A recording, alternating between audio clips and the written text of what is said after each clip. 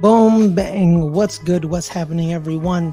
And welcome to another great edition of The Open Table. I am your host, Muthana, and today we have a special guest in store for you. It is none other than one half of Lunch Break Hot Take. Man, over these past couple years, I've grown to love, I've grown to hate, and most importantly, I have grown to respect. It is the one, the only. It is Brodny Iveans. Brodny, how are you, my man? I'm doing well. How you doing? Thanks for having me on. Hey, man, it's great, man, because you know what, Brodny? Like I said this, man, I don't blow smoke. Mm-hmm. You know what I mean? I don't blow smoke at all. And I like giving my people their flowers before they're gone, because I don't want to sit around and say, man, y'all remember Brodny? I miss it. And I hope he knew I loved it. You know what I mean? And that's the way I operate, my man. That's the way I operate. I appreciate it. You know, I feel the same. And you know, it's been a pleasure watching you kind of build up not only this channel, but your radio show and everything. Got a ton of talent, you know, and then this is just the beginning for you. So I'm very happy to be joining you here on the ground floor. Hey, man, I appreciate you, man. Appreciate you. So, Brodny, let's get right into this, man. Like I said, man, it's the hot takes on life with Brodny from Lunch Break Hot Take. We're gonna talk about love, your loves, your dislikes, your passions. We're gonna talk about everything tonight. And I'm gonna point out, you know, the thumbnail. You look a little surly. I'm not gonna lie to you. You look a little surly. Man, I had nothing to do with that. Yeah, I know, because unfortunately, that's the only photo Jose gave me. Is when you were surly. I want a photo of you being happy, because I know, Brodny, you know, you do have a podcast. You like being on here, but you know that wasn't always the case. Yeah. Talking wasn't always the case. How does one go from, you know, in the background just chilling, you know, vibing to themselves, and then being more comfortable in around the camera and on camera to promote more? You look very confident, man. You look good like a natural on occasion, but that hasn't always been the case. I appreciate that, but yeah, no, I'm I would say it's still not fully comfortable.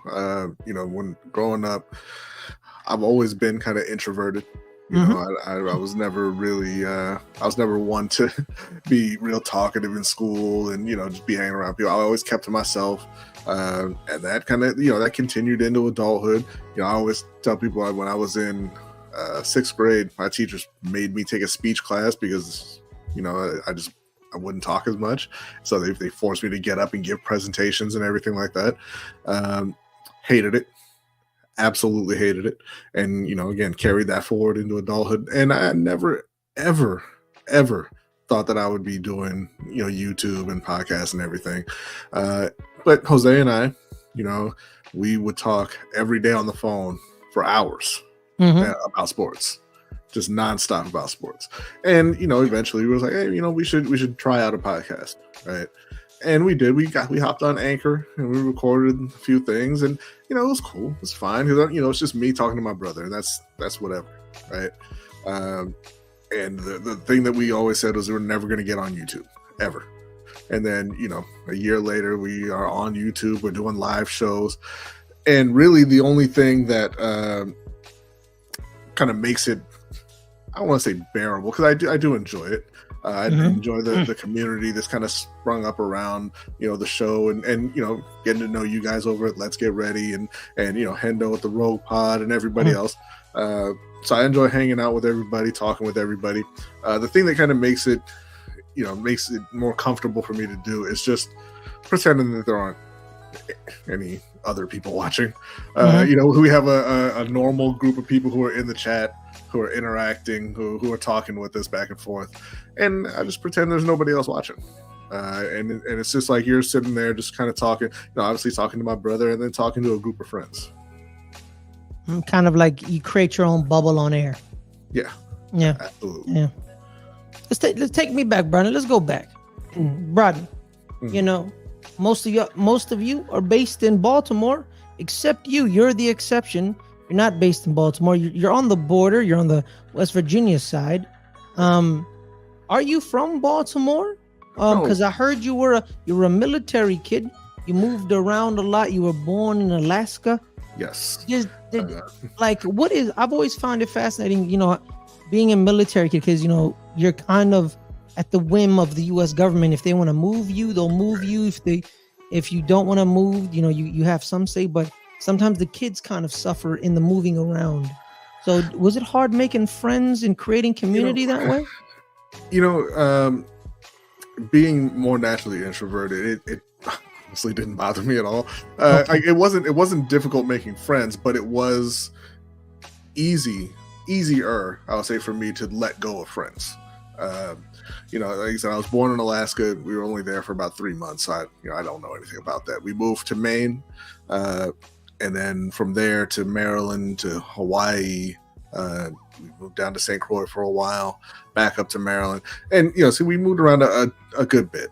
And it's always easy to make friends, but for me, because we grew up, we're a little bit older. We grew up before the internet was really a thing, as commonplace as it is. So there wasn't really a way to stay in touch with everyone. When we were in Hawaii, it was in the 80s, late 80s. So I was very young, but I had some very close friends there. And that was the first time that it was like really difficult to leave, because again, couldn't stay in touch or anything like that. And after that, I was like, I'm not even going to bother really having kind of deeper friendships, relationships with people, because we're going to move again. And from that point on, it was pretty easy to just kind of transition from place to place. And I that's something that just kind of naturally I really enjoy, is moving around. I like to travel. I don't like staying in the one place. Taking in culture as you go. Yeah. Kind of like RG3 without the weirdness. Wow. Okay. Yeah. I mean, he keeps saying, he says he loved being a military brat because he lived across the world. Right. Yeah. I mean, I'm not gonna welcome RG3 comparisons, but okay, that's fine. I like RG3. He's I like him too, man. He's a little corny sometimes, but he's a little weird. He's a likable guy. Okay. He's a likable dude. Like, calm down, guy. All right, we get it. All right, we get it. I mean, listen, if he would post 100% less about his wife, I'd be fine with RG3. I'm fine with him posting about his wife. I'm fine with that. It's how he does it. Well, yes, like that. Yeah, well, that's what I mean. Like, you can't trust RG3 to post responsibly about his wife. Exactly. So that's my issue with it. Yeah, we get it. You a milkman. Fine. Move on, bro. Like, Jesus. Like, you get it. Yeah, but yeah, like, but yeah. So, Brodny, man, did that make you want to value community a little bit more and hold on to it, or was it kind of just like an easy up, like your communities kind of like come and go? It made me value family more. Family and just very close friends, as I grew older, because again, the people that you meet in school and just wherever we were living early on, it would just come and go because we were moving, we were always on the move, but family is always there, and we've got a large extended family. My father's family is from Oregon. I spent the summer out there, kind of getting to know everybody. My mother's family's from St. Croix. We lived there for a couple of years. So, we're fairly close with our extended family as well, but our the core family, I guess you could call it, we've all kind of stayed in the same place, or close by. And so, yeah, it's family's always been the most important thing to me. And I think, like you said, moving around a lot, being a military family kind of made that even more important as we were growing up. Yeah. Is it just the one brother? Oh, no, I've got three older brothers. Omar and Alberto. They're a good bit older. They're very, very, very close. I mean, we're all close, but they're much closer. And then Jose and I obviously are very close as well, because we have that. It's about a 10-year age gap. So yeah, no, I feel you, man. You know how old I am from my little sister? Oh, 18 years. Jeez. No, scratch that. 20 years. Yeah, that's a 20 lot. years. That's a lot. That's a lot. Yeah. That's like a whole different type of relationship than brother sister, because like you're there when she's a baby, you know, and they're more kind of a uncle or guardian type than just, you know, that's my little sister. She's was 15 when she was born. Yeah. Right. Yeah. 15. Yeah. Wait. That's so crazy. 20, and I was 20 when she was. Well, I mean, if it's a 20-year age gap, yeah, and like my little brother, he's 13, 14. That's 11 years. 10, 11. And then my little sister, my first little sister, she's 16, 17. So yeah. It's like the first three boys. You made quite an impression. Your parents were like, no more. And then a decade later, like, all right, let's give it another shot. Yeah, exactly. You know, that like the first three, they're all separated by 3 years. Okay. My brother's 28, I'm 25. And then my first little brother's 22. Okay. You know, not 22, 20. Oh, he's actually, I'm much older than him then. 4 or 5 years then. It's like 22, 23, something like that. Yeah. Yeah, 22. Yeah, he's 22. He's turning 23. So yeah, 3 years. 3 years, yeah. So yeah, man, I feel you on the age gaps and stuff like that, valuing family. So as you grow up, Brodny, you know, you start finding stuff you love. You know what I mean? You know, I know you're a big football fan. You're a Carolina Panthers fan. You have a football podcast. You have overall sports podcast. You guys also talk some boxing and some basketball on occasion. Yeah. Mm-hmm. And I've always find it fascinating, right? You know, football is the football. It's one of the biggest sports in America. It's you know, it's whatever. Basketball, people love hoop, right? I always find it fascinating the people who are fans of combat sports, right? Because me growing up, I was a massive UFC fan. I love the mixed martial arts because I saw it as like this is kind of a real fight, right? Because in real fights, you're not gonna box. You know what I mean? Like boxing is an art form. It's called the beautiful science for a reason.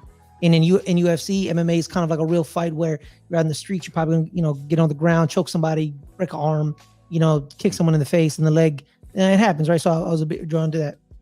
And I'm kind of a crazy person, all right? So I always find it fascinating. Other people who are combat sports fans what drew you into it, right? You know, some people are psychopaths and say the violence and the blood and the knockouts. They tell me, and there's other people who say like, look at the way he evades. He's smooth, the grab, you know, the dip and the tuck. You know, people hate Floyd Mayweather because they're like, this man is boring. I can't believe I wasted $50 on him. And there's other people like, oh my God, I can't believe I spent $100 and I watched the greatest boxer of all time because of the way he operates. Right. Combat's like, what drew you to combat sports, especially boxing and more specifically?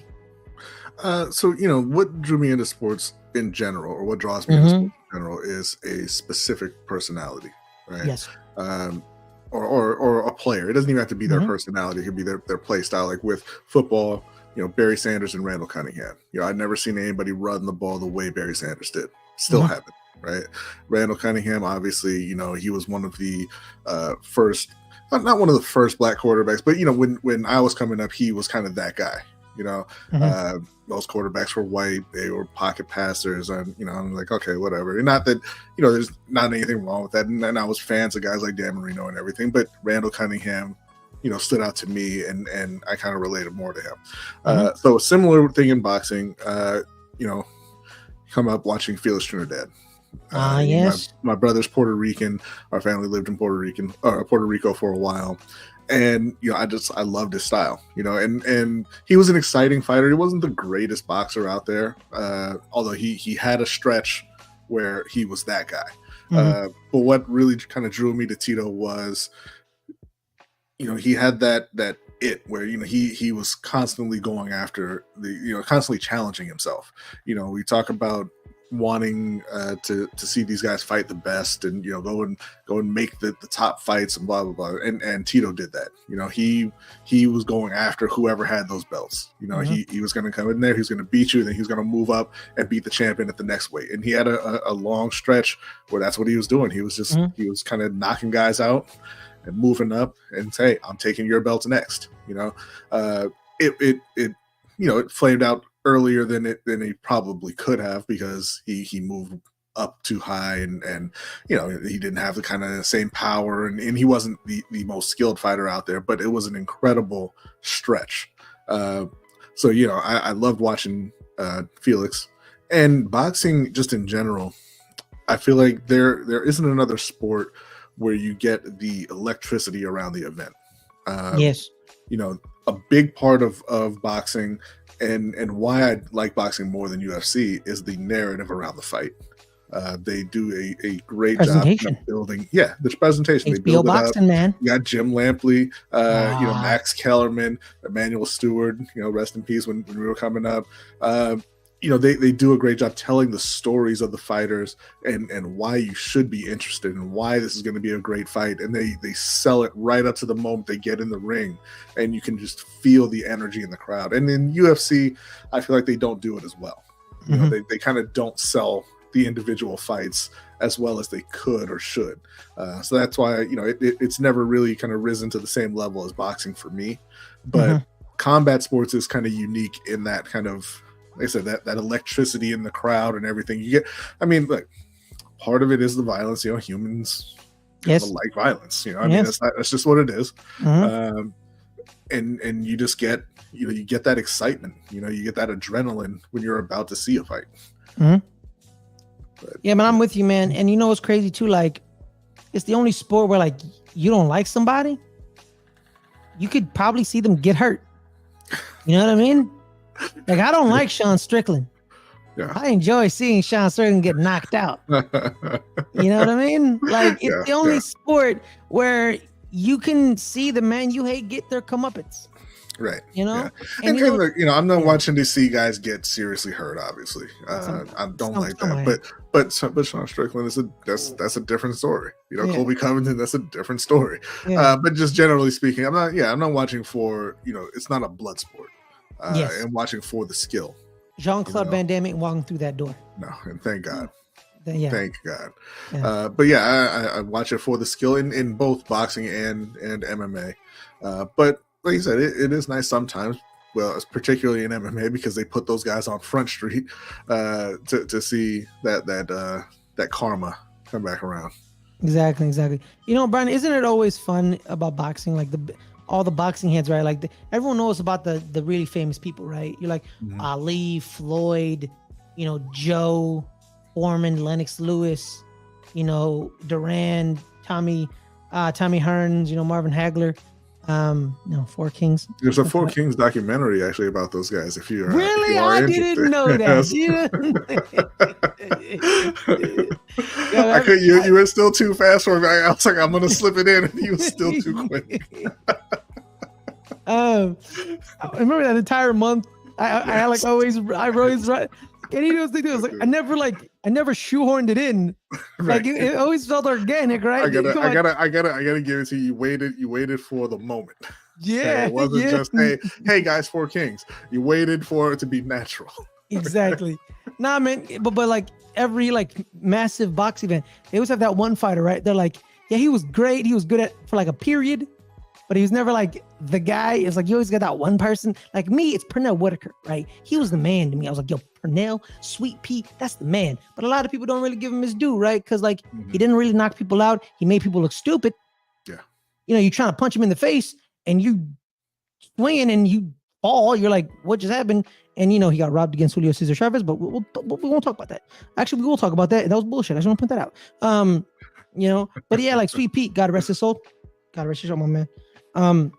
Yeah, it's always that guy, right? And like the same thing with, you know, like growing up when I would watch basketball, right? Like one of the sports you follow basketball is like, yeah, I knew about LeBron James and Kobe. You know what I mean? Like, yeah, they're the famous ones, but they were never my favorite player. Right? Because the way I saw it was like, if I ever made it to the league, which was not gonna happen. If I did, I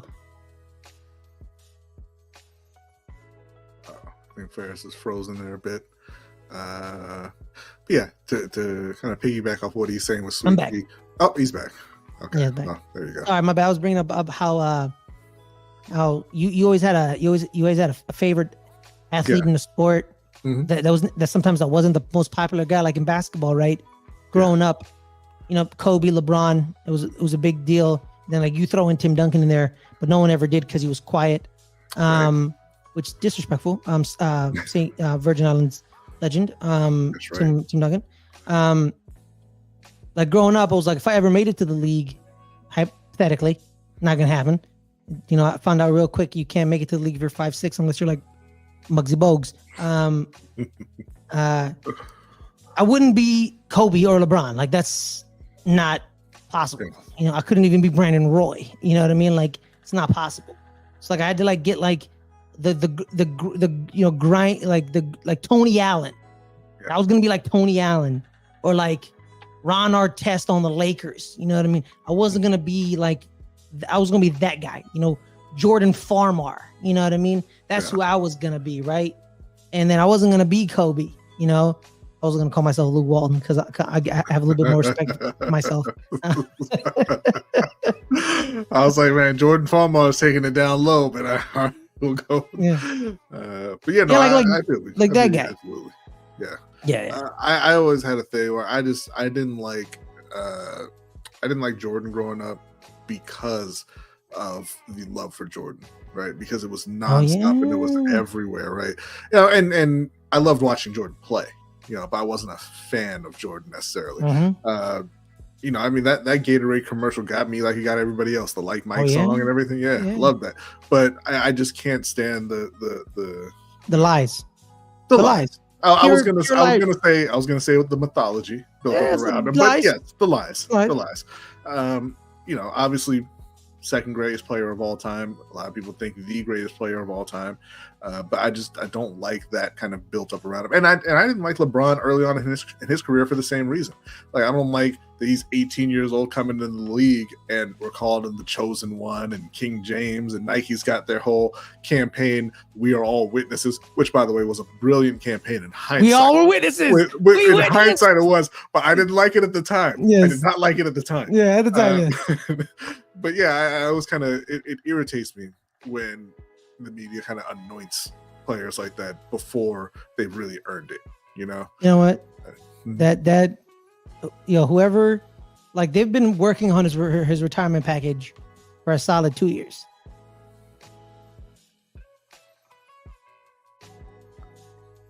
That was an incredible pause. Like I thought that he just stopped talking and he's pausing for effect, but he really froze up. I'm talking about the retirement package. There he is. Like the retirement package. Like someone's been working on it for at least like 2.5 years. Yeah. When they drop it, it's finna hit like crack. Yeah. No, it's going to be incredible. It's going to be amazing. It's going to be amazing. And my issue is, unfortunately, he has a production company. So when we get his documentary series, it's going to be like his vanilla version of it, which I'm kind of sad. I'm okay with that because I think it's okay to just celebrate the player. That's a good point. You obviously you want someone outside to do a documentary. Like I mean, I don't know that he has any skeletons or anything like that, but you want somebody from the outside to do a deep dive, and even if it's just kind of you know, him and so didn't get along, like you want those real stories, right? But I think it's good to just celebrate people every once in a while, who, especially, you know, people who have earned it. That's kind of what I've come around to as I've gotten older and watching sports, because I wasn't a Kobe fan. I hated Kobe a lot, you know, up until around the end of his career, and then you realize, man, you know, you should really just kind of appreciate these talents while they're around, you know? And watching Kobe's last game and watching him drop 60 was unbelievable. I mean, you know, the game didn't matter or anything like that, but it was just an incredible moment to just, you know, sit back and just appreciate the talent, you know. You know, Kobe obviously has a lot more on the other side than we know of with LeBron. So it's an odd kind of thing. And now, with him having passed away and everything, it's a whole thing. It's a whole thing talking about Kobe. But you know, when we talking about LeBron, when he decides to retire, you know, you got to take in all of that you can, you know.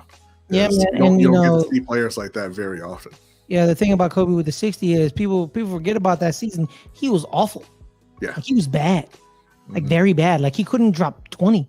Right. Like that's the thing people forget about. That's why the 60 was. People like, oh, he dropped 60. Duh, it's Kobe. He's like, nah, you don't get it, bro. He wasn't getting 10.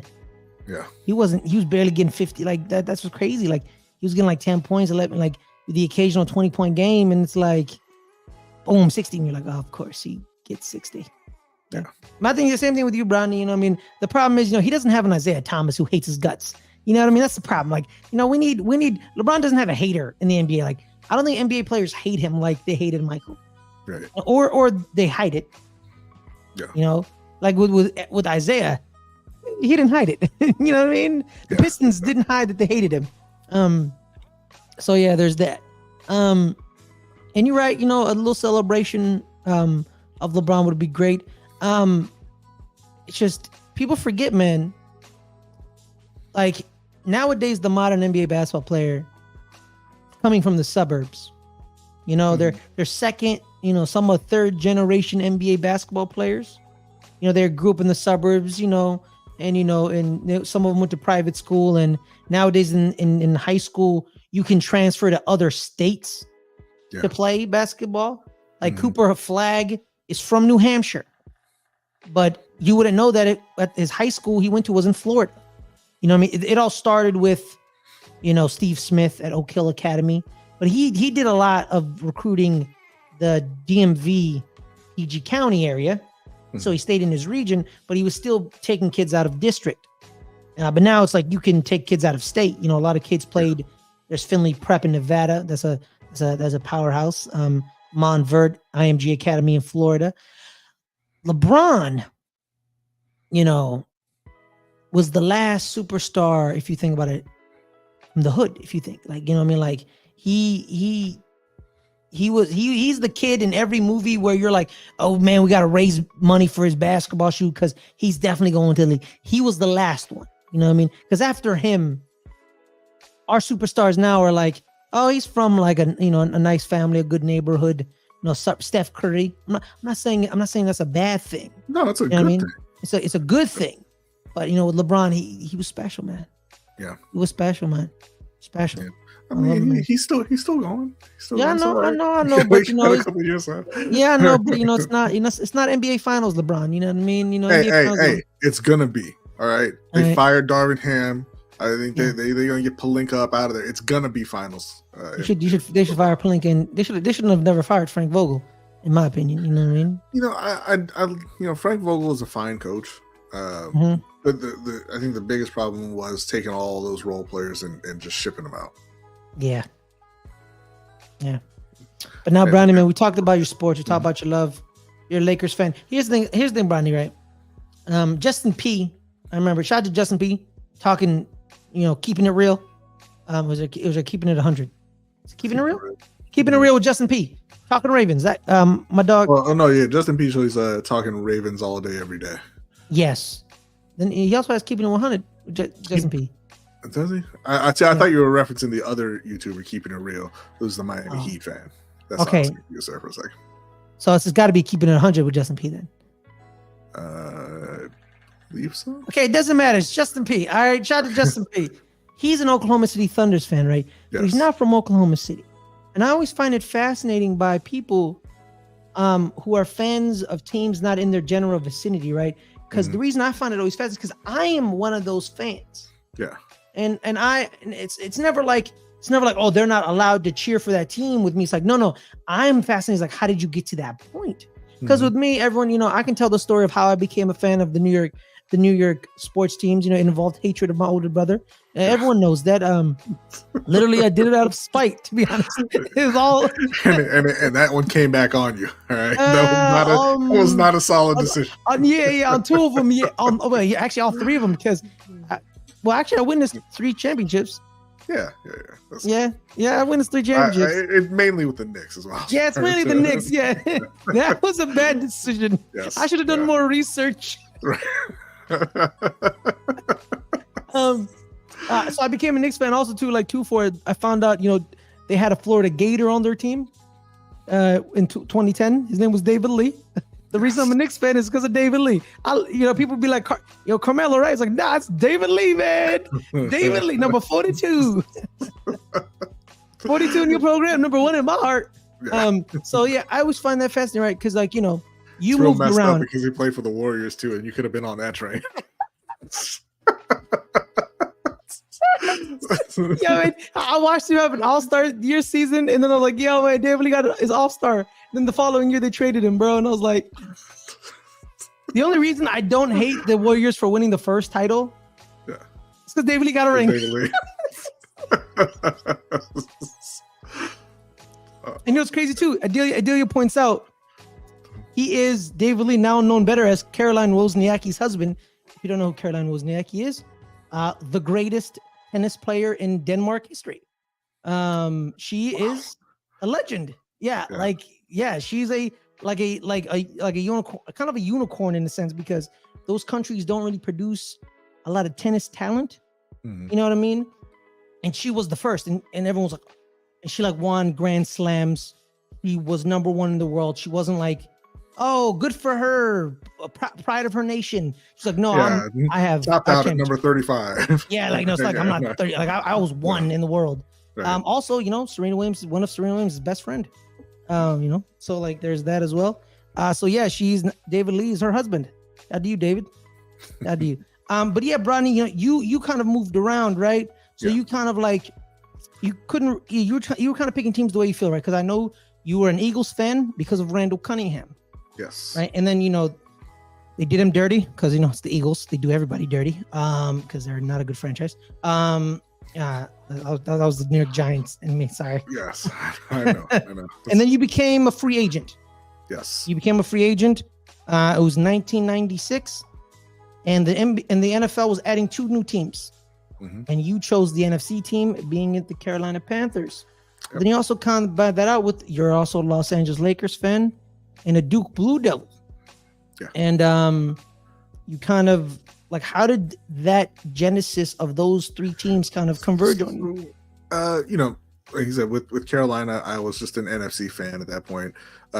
Very, very early on, I had been a Washington fan, just because we lived in that area and they had the posse. You know, and I love those 3 receivers, Art Monk, Ricky Sanders, and now I forget the third one, Gary Clark. But then bunch.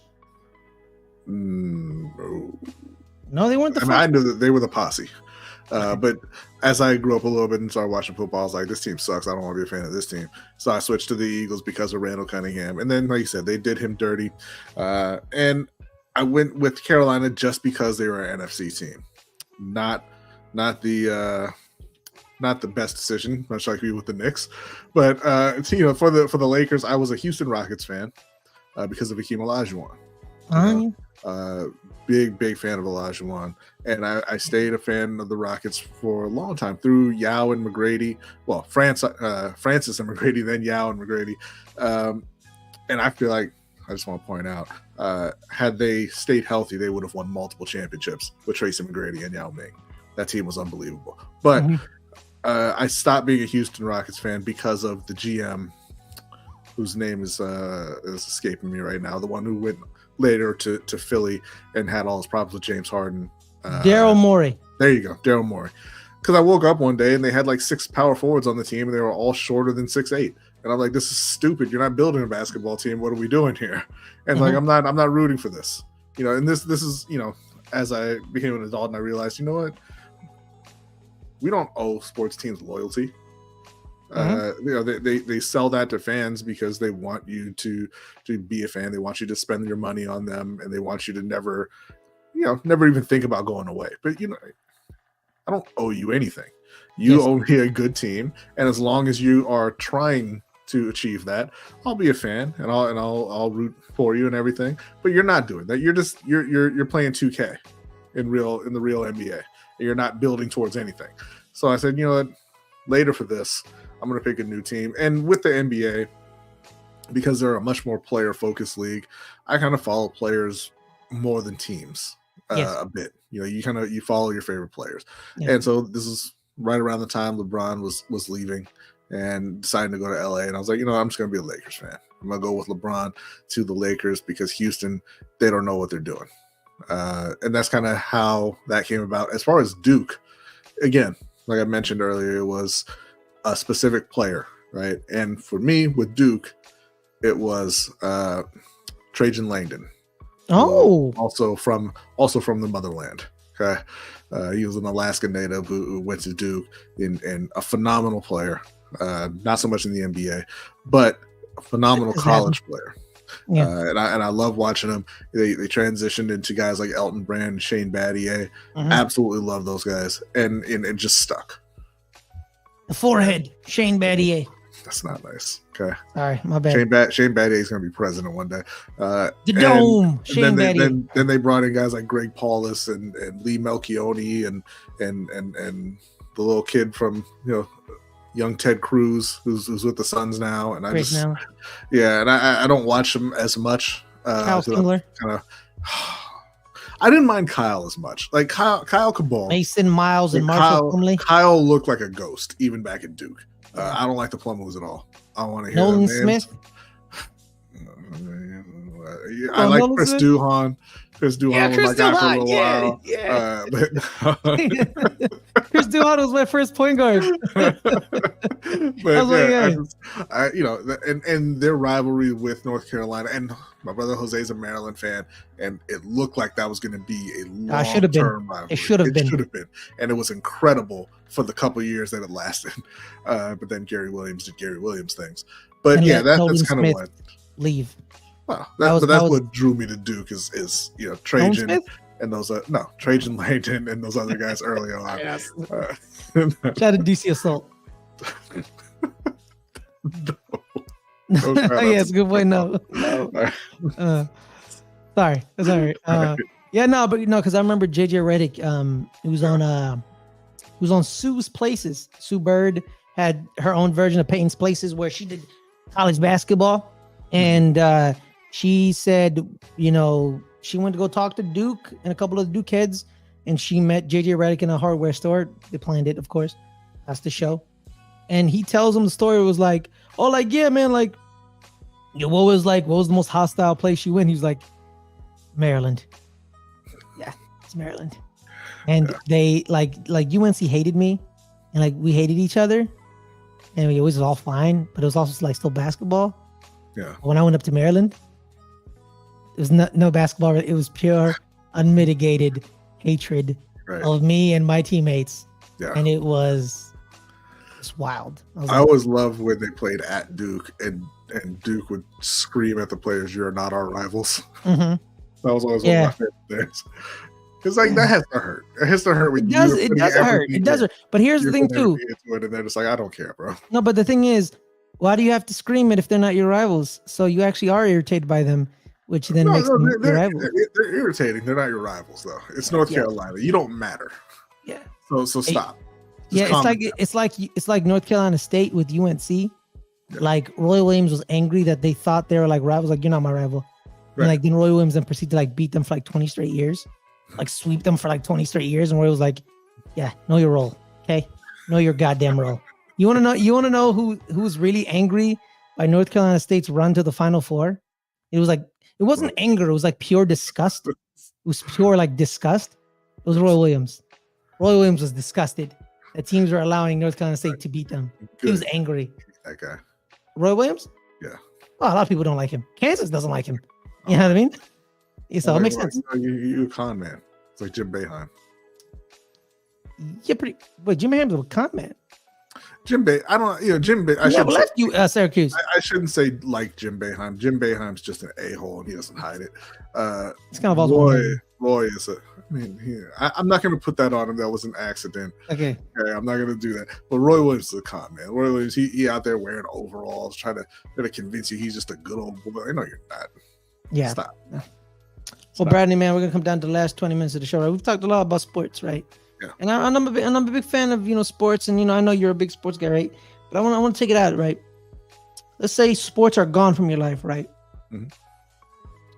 Where do you find, joy and solace? Because I also know you're a big, you like your comics, you like your Marvel, you like that. You love to read as well. You have written certain articles for the website. Mm-hmm. What is another layer, an onion layer? People peel back and will find something interesting. If sports were gone, yeah. I think where most of my time would go would be reading. Okay. I don't, especially now doing the shows. I don't have nearly as much time to read as I used to, and as I would like. If sports were gone altogether, I would be probably tearing through, at least a book a month. Hopefully fast. I read slow, but yeah, I love it. And I can read just about any genre, and I just love the way it just transports you. And it gives you perspectives that you wouldn't otherwise consider. If you were, it takes you and it puts you in the head of another person, essentially, and it makes you see the world in different ways. It makes you look at different cultures, differently than you otherwise would. And I think it's an incredibly important thing for everyone. I think reading teaches you kind of compassion for other people. Obviously, I think it makes you a more intelligent, more well-rounded person, reading more often. But yeah, I think that's where the majority of my time would go if sports were just not a thing. Yeah. Is trying to go out and attach and learn about more cultures a core fundamental key for you? Is understanding the culture and the world around you? I think so. I think it's important to try and understand other people. And to find the humanity in other people and see their differences as not just differences, right? And just try to understand why another group of people may do something in a different way than you would, or something that you haven't been exposed to try and understand it. I think it's a very important thing. I think not enough people do that. I think a lot of people kind of stick in their bubble and just get comfortable there, and they reject anything from outside of that. So I think that the world would be a much better place if more people would. I mean, it sounds dumb, but I mean, I feel like it would be a better place if more people read more. Because I heard you recently went to Japan, right? Was that one of the reasons to know more about Japan and the way I operate and a culture around there?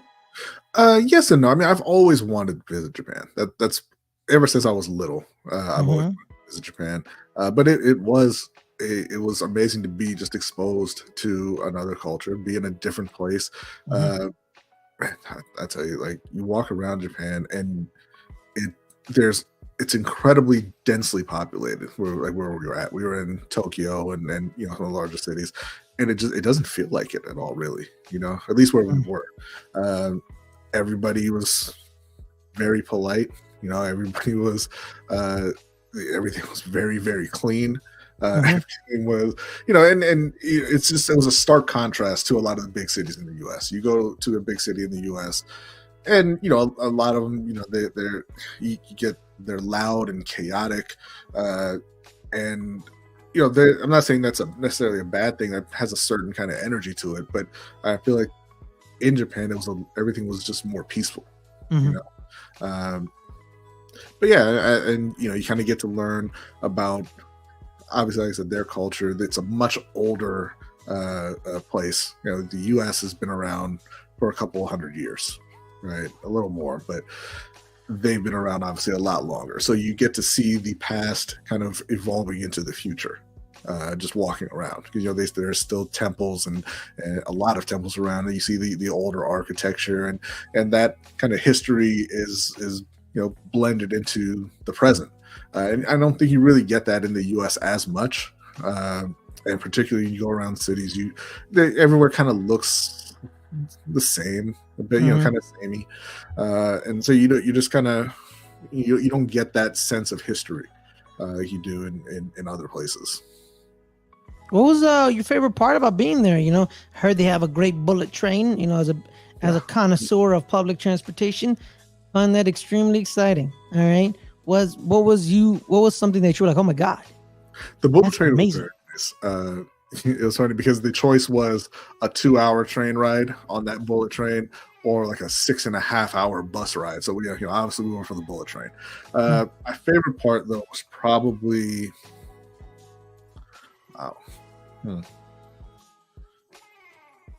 So they had this there's a town called Nara, and there's I forget the full story now, but there was a myth about a kind of a white deer that came to the town bringing like a message. So the deer are kind of considered sacred in around Japan, but particularly in Nara. And so they have a deer park there. It's next to a mountain, and the deer will just come down. They'll come into the park, and there's just hundreds of them all over, right? And they'll just, they walk up to you. You can feed them, and they're very used to humans. So, they'll you take pictures, and they don't attack you, okay? But if you have the deer crackers, and you are not quick enough with the crackers, they will go in your pockets. Like I saw one of them stick his mouth into a woman's, like she was wearing a hoodie in the front pocket, just stuck his mouth in there looking for food. It's like they get a little aggressive, but it's just, it's a beautiful place, and being able to kind of be around the animals, be around nature, and just be in such a peaceful environment is, it was incredible, and also the food. The food's everywhere we went was delicious, and it was incredibly cheap, which was shocking to me. Because sushi all around or other stuff? Oh no, I don't eat seafood, so I didn't do sushi at all. I had the best fried chicken I've ever had in Japan. We had ramen. We tried the McDonald's. The McDonald's is much, much better than the McDonald's here. But we've had just a lot of different places. And they have like the matcha ice cream and things like that. They have a lot of different herbs that we don't have here. So it was nice to be able to kind of step out of the comfort zone and try some different things. But man, I tell you, we would get whole meals for like $15, $16, and I came back to the US, and we were at the hotel, and I got an appetizer for $20, and I was like, I want to go back. Sounds about right. Yeah. What's the craziest thing you've ever eaten, Brodny? The craziest thing ever? Man, I don't eat crazy things. Okay. You've never eaten liver, like none of that stuff? I've not eaten liver. Goat intestine. God no. What? No. What? Okay, so the craziest thing I've ever eaten is probably something that I wasn't supposed to eat. About sugar cane.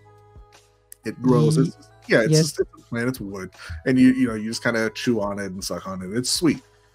The first time I had it, nobody told me that that's what you're supposed to do, and I ate it. Like I ate the wood. I chewed it up. You ate the actual sugar cane? I ate the cane because I'm like, nobody told me how you're supposed to consume this, and I was like, this started off good, but this kind of sucks because it's hard to chew through, and it's hard to swallow. Why do y'all like this? And then people started laughing at me. So that wasn't great. Was this in the Virgin Islands? Yes. Yeah. Mm-hmm. Yeah. How was it? You said you lived there for a couple of years, right? Because you moved back and forth. Yeah. Like, how was it going? Because I know it's a U.S. territory technically. Yeah. But it's disconnected. How did you live? How'd you like living there? How'd you like the way the way it flowed? Like how you did? Because new Virgin Island legend. Like I said, Tim Duncan, but new legend, Aaliyah Boston. You know what I mean? It's a nice place. It's very nice. It's very disconnected from what you would consider to be daily life here, right? Like for example, I went back recently to visit, and the places just wouldn't take debit cards. Like it's just not a thing. Most places you gotta go and get cash. And you can't really, it's not a place where you can just hop online and order something and get it the next day, right? And so like when we were living there, for a while we didn't even have like cable TV. It was just you kind of just go out and you just hang out. It's a very slowed down kind of lifestyle, as opposed to in the continental US where you're just kind of going all the time. We go out and there's beaches everywhere. Obviously, we would. As a class trip, we went to another island, St. John, which is part of the Virgin Islands as well, and went hiking and camping and all this kind of stuff. So it's a very different lifestyle. Like I said, it's much slower, more relaxed. People are more friendly. If you walk into a place and you don't say good morning, there's something wrong with you. Whereas here, you go into a store or restaurant or whatever, and just people are just minding their own business, right? Like they don't want to talk to you, you don't want to talk to them, and it's the complete opposite down there. What do you do? Do you prefer one over the other? I prefer the continental U.S. very much. Oh, really? You do? No, I like the people in St. Croix. Absolutely. Okay. Right.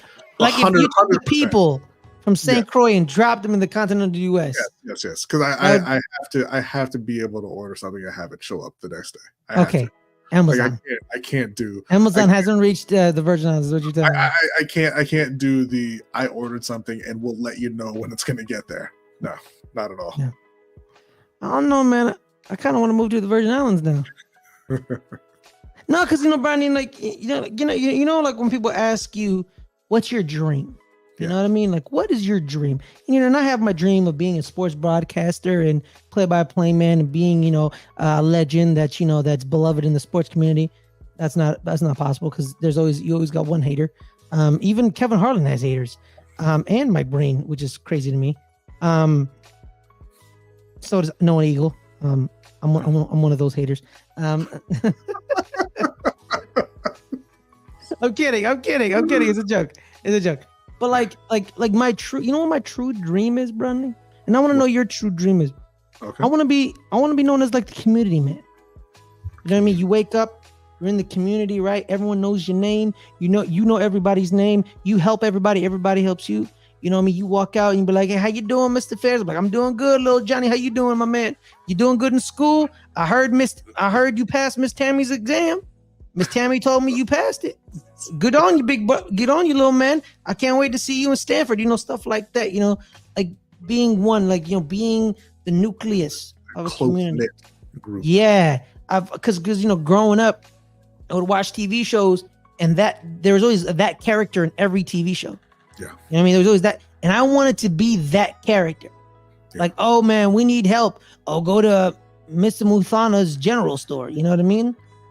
Like he'll help you out. And you walk in and I know the kids, I know the mom and the daddy, you know what I mean? Kind of like that now, but due to the fact it's too much changeover in the community, right?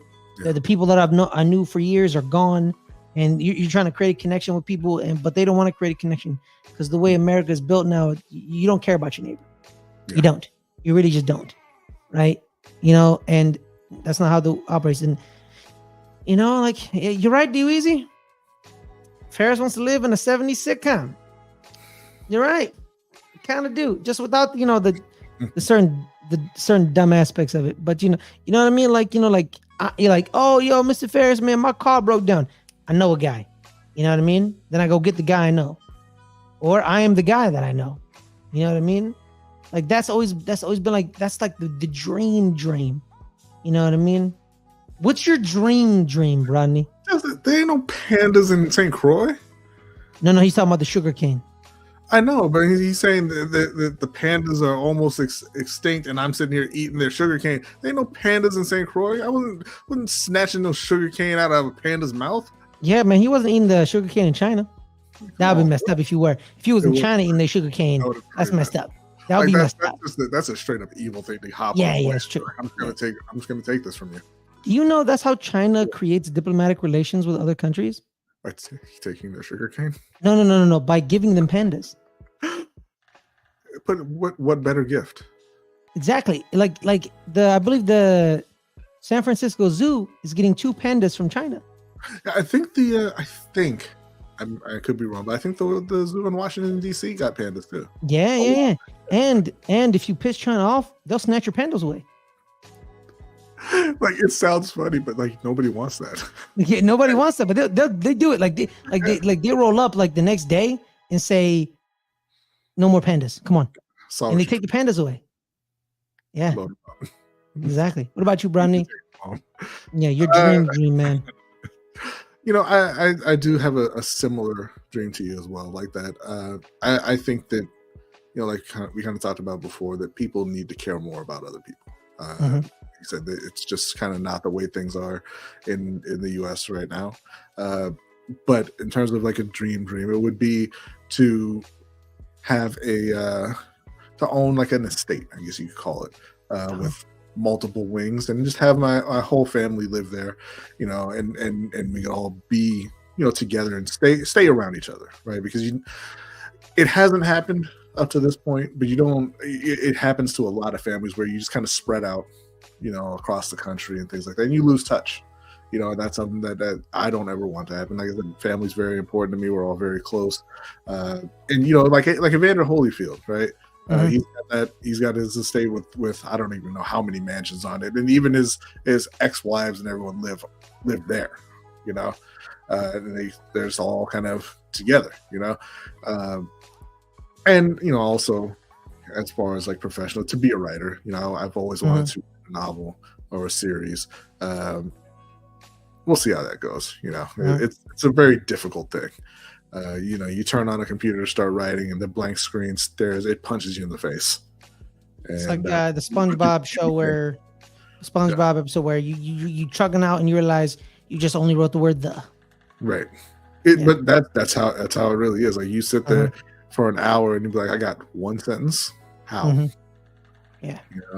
But it's something that you just got to keep working at, and like anything else, the more you do it, the better you get at it, and you just got to do it. You know what, man? You know what I like about Evander Holyfield that I really appreciate? He didn't name all the sons George. All right. On that note, ridiculous. Ridiculous. Like as soon as I was old enough, I would change my name if I wanted his kids. Yeah, exactly. On that note, everyone, we're down to the last 4 minutes of the show. Brodny, man, I appreciate you. Yes. Thank you so much for giving me your time today. Where can people find you, man? They can find me over on Lunch Break Hot Take every Wednesday evening at 7:15 p.m. Eastern Time. We do the LBHT show, followed up by the Overtime show for patrons. You can find me on Sunday evenings over on the Rogue Pod for Any Given Sunday with Hendo. On Mondays, that's at 7 p.m. Eastern Time.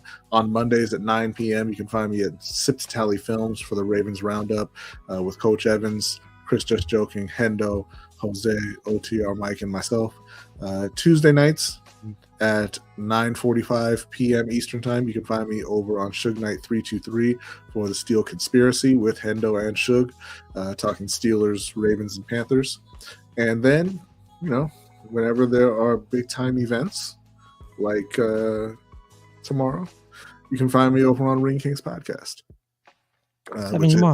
As OTR Mike says, just the best boxing podcast on YouTube. Tomorrow is the day before Cinco de Mayo. And as you know, Canelo likes to fight. And Jaime Munguia. Jaime Munguia tomorrow. Yes. And then on Monday, now we're not going to stream for this, but Monday morning, starting at 4 a.m., Naoya Inoue, the monster, is fighting over in Japan. He's defending his undisputed championship. And then, there's a ton of fights all through May. There was a major fight on June 1st, Artur Beterbiev and Dmitry Bivol. Unfortunately, Beterbiev is injured. He's going to have knee surgery, so that's been postponed. But Dmitry Bivol is still going to be fighting on June 1st. They're going to have a replacement fighter. They haven't announced who that is yet. But if you are a boxing fan, or if you were a boxing fan, you want to get back into it, or if you're just kind of new to the sport, right now is a great time to jump in. There's a lot of big time fights coming up this month. What about to say? About to say something. Dang it.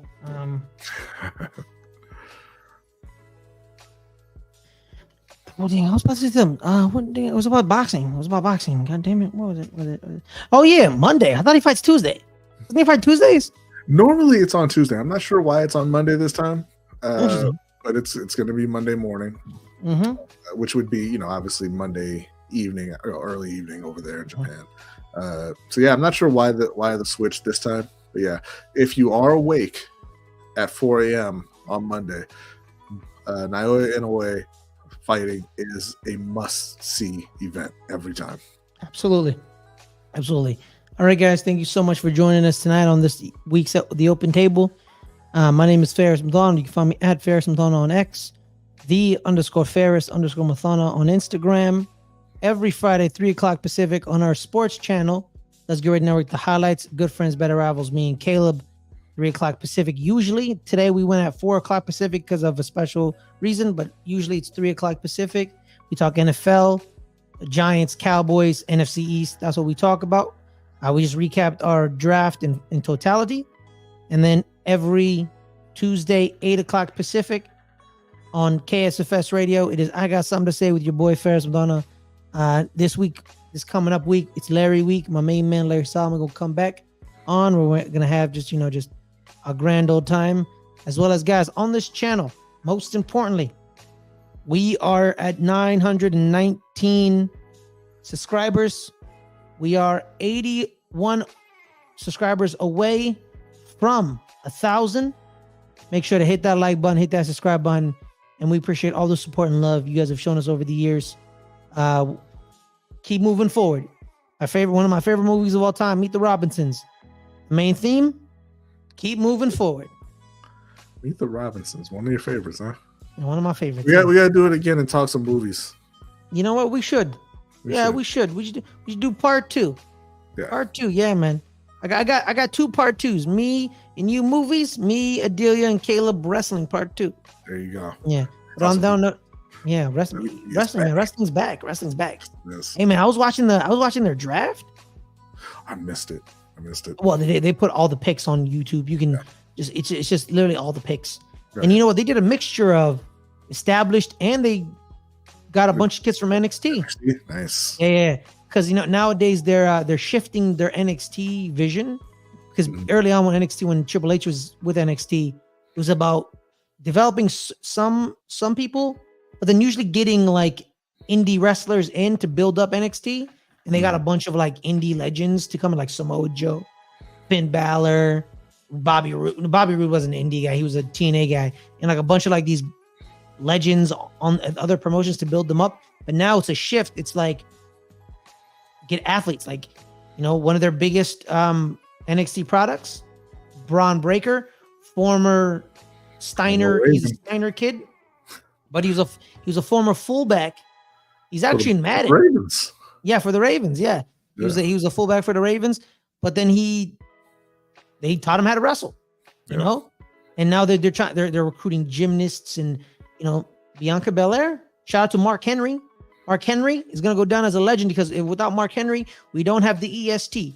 He saw her at a CrossFit event. She was a CrossFit athlete and said, "Hey, Bianca," because he knew she was also a track athlete at the University of Tennessee. He said, "You would be great as a WWE superstar." And he convinced her to sign with WWE. Boom. Yeah. EST. Fantastic. Exactly. Same thing with Jade Cargill. She was found, I think, by also Mark Henry again. Mark Henry. Shout out to Mark Henry. The greatest recruiter of all time. That's what I'm saying. And she was a former baller, a basketball player at the University of Georgia. And, and boom, there it is. Yeah. Yeah. So make sure everyone to like and subscribe. Have a wonderful night.